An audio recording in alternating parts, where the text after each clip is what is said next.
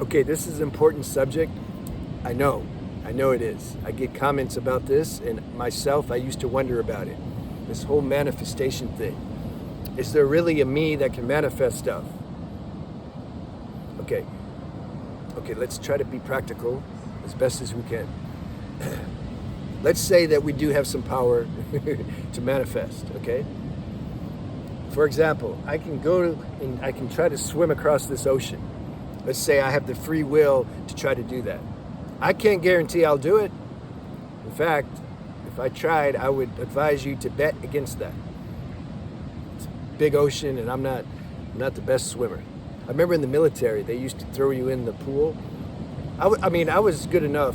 I'm okay, but they put a 20-pound pack on your back, and then they throw you in the pool, and you'd have to swim to the other side. There's a lot of guys couldn't swim, so they jump in the pool and they just sink. But the drill instructors wouldn't come get you right away. They're gonna let you panic for a little bit, Then they dive in and get you. Man, I'm so glad I'm out of there. Anyway, manifesting. So I can try to do something. Let's say we have the power to do that. Even that's written in the script, but I can try. I can try to, I'm gonna manifest money. I'm gonna manifest. Let's say we had some chronic health issues. I'm gonna manifest health. I'm gonna manifest my twin flame. Yeah. Out of the trillions and trillions of beings, I'm gonna manifest one. There's only one though, right? Out of eternity, there's only one that's really for me. The mind loves this stuff. Twin flame's like a recent thing. Before that was soulmate. Soulmate I like better. There's more than one soulmate. Twin flame, we're getting a little dramatic, But anyway, okay. So we're gonna try to manifest that. Can I manifest that?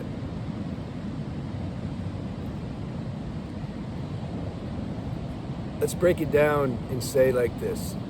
You check your own life and see if this is true. Don't take my word for it. Let's say you want to go, whatever your goal or desire is. You want to create the business. You want to be a good athlete. You want to make it into the Olympics. So you want to manifest that. So you're taking all the positive thinking courses, and you're taking all the classes, and you visualize yourself where you want to be. You're doing all that, right? Okay, here's the self-inquiry question. Are you doing it? Isn't the life force doing it? Isn't it doing it? If you think you're doing it, if you think that's the same as I'm going to say, I'm going to choose to pick up this leaf. There, I picked it up. I'm going to choose to put it down. No, now I'm going to choose not to put it down. Okay. No, I won't put it down. No, I don't want to put it down. Okay, it looks like there's a choice. No, I put it down. Is that what's happening when you choose to pursue something? For example, when you choose to manifest something? Is it as innocent as that? You just choose. Because here's the thing. If you think you're choosing to manifest something, then I have to say, okay, choose not to do it. Just choose not to do it. Whatever your passion is, mine back in the day was acting, even though I didn't like it. It was the oxymoron. When the agent used to leave me a message on my voicemail that I have an audition, I'd be like, oh, damn. I just wanted to get discovered, and then I want to write my own script, and I want to direct myself. I didn't want to follow any rules. And I thought the screenplays, especially the commercials, sucked. I didn't want to, it felt cheesy and stupid. So that was my passion, though. Not really, but whatever. Let's say whatever your passion is, can I say, I watched Rambo, I remember when I was 16. No, earlier. See, they made so many. And he made me want to join the military. I'm like, that's me, man. I'm going to join the military, take out the enemy, and rescue the Vietnamese girl, and she's going to like me. I wanted to do all that. So I joined the Marines at 19, and it was the worst decision I ever made. But at the time, I was passionate about it. Okay. So whatever you're passionate about, are you choosing to be passionate about that? You couldn't have made me not go be an actor or go try to be Rambo. That was like the life force was compelled. I was going to go do it. I even had, this is how, I've mentioned before, I've had some, you can say some debilitating health situations in the nervous system and in my spine. I'm like the last one that should have joined the Marine Corps. That was actually an ace up my sleeve. That's what I used to get out though, actually, so it was all good. But I, like the signs couldn't be more compelling or obvious for me to not join. But I had to do it. It was the destiny that I did that, to experience that. So was there any choice? No. There's no choice. This is impossible. I had to go do that. Well, it's the same for the people who say, you know, look at me, I manifested this, I can show you how to manifest it.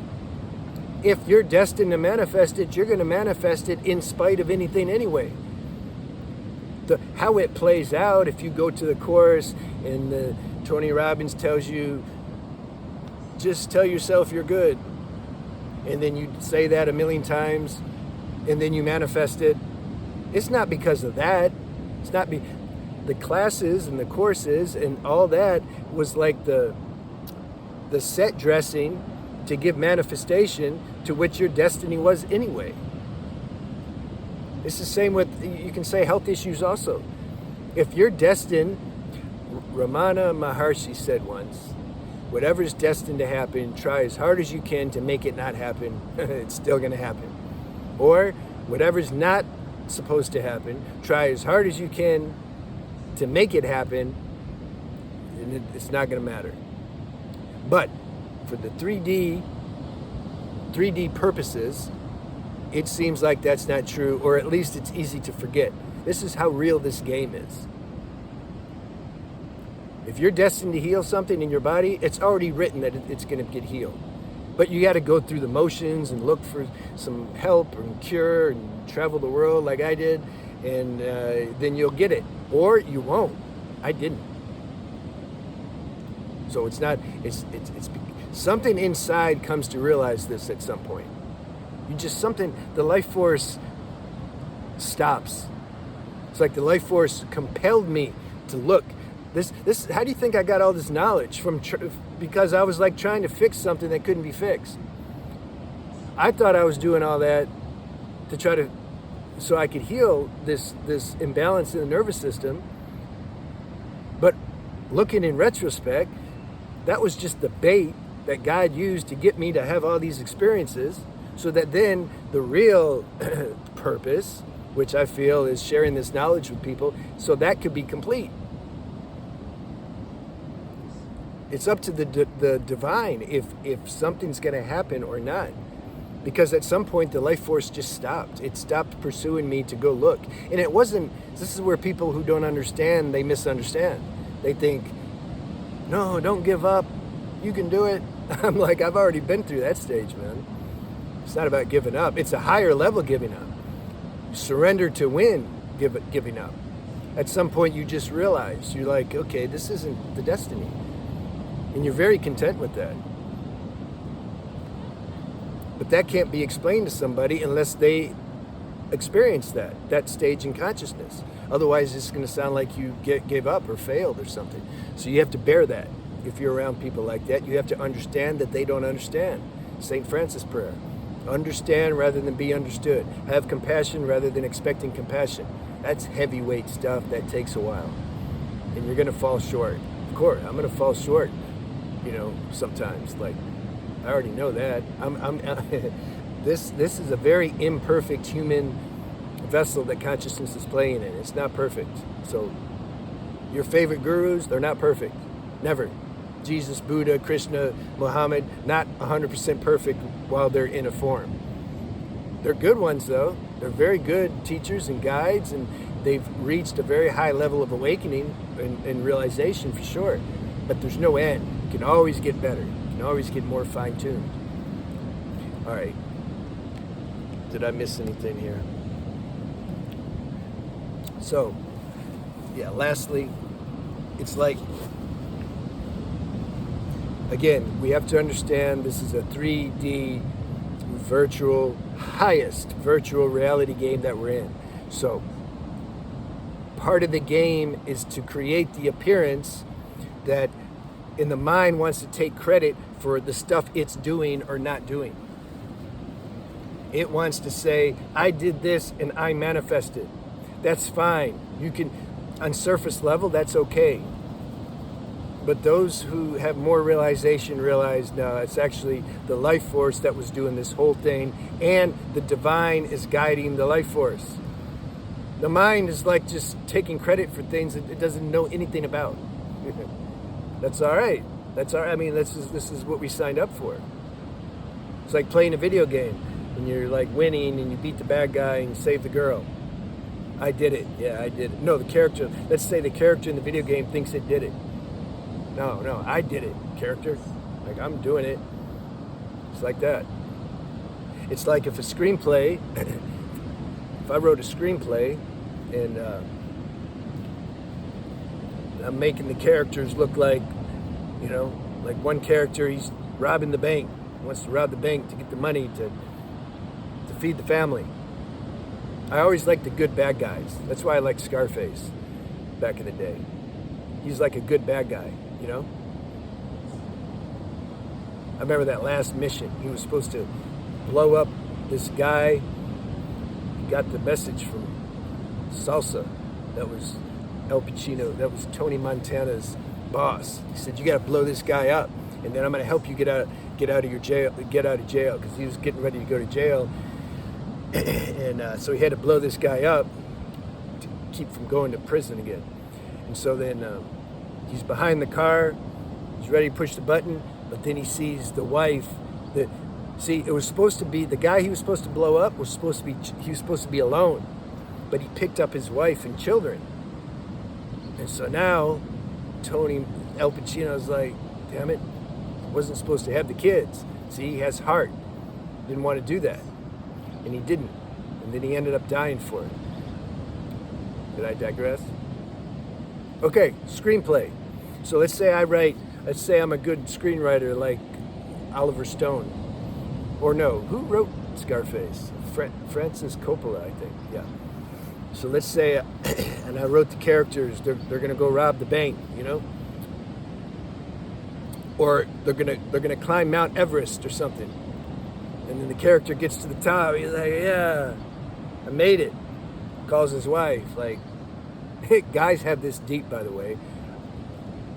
This is so deep. I gotta just for a second talk about this. The validation that a guy wants from his girlfriend or wife, man, this is secret stuff though. Guys might get mad at me. If you validate your guy, man, that's all he wants. That's all he wants. That used to make me so messed up when I felt the girl wasn't like validating me or recognizing my, my gifts, my goodness. But when she did, I was like, oh man, like I got more power now. Yeah, this is important. So the guy climbs Mount Everest and he's like, yeah. And his wife's like, yeah. All right. And so the character that I wrote in the screenplay, I hope you're following me, he's like, thinks he did it. But no, it's like, I wrote you. You did it because I wrote it. This is what's happening to us in our life. The divine wrote the script, but the mind takes credit for it. This is the thing. Script's already written. How can we do anything? I can't even take a breath. I can't make my heart beat. I can't do anything without the life force that God's controlling. I can't do anything. So how can I say I'm going to go do this and that? And you see? But this is a realization that comes. It has to come. I'm not trying to take away anybody's enjoyment of being this individual autonomous character that's like creating and doing things. But I'm making videos and this is what I'm sharing. Like, I can't help it. So those who like it, cool. All right. I gotta go to the dentist. See you.